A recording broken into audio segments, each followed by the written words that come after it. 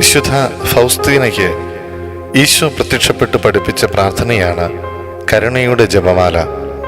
ഈ ജപമാല ചൊല്ലി പ്രാർത്ഥിക്കുന്നവർക്ക് ഈശോ വലിയ കരുണ വാഗ്ദാനം ചെയ്തിട്ടുണ്ട്.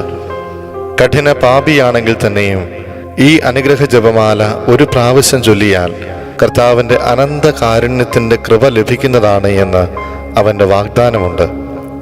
ഈ പ്രാർത്ഥന മരണാസന്നരായ പാപികൾക്ക് പോലും വലിയ പ്രയോജനം ചെയ്യുന്നതാണ് എന്ന് ഈശോ പഠിപ്പിച്ചു തരുന്നു.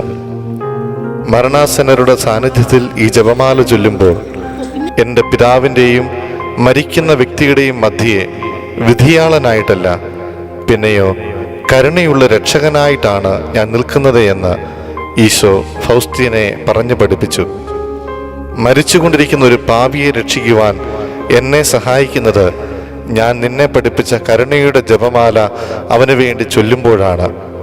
ഫൗസ്തീന ഡയറിയിൽ 1555 പാരഗ്രാഫായി എഴുതി വെച്ചു.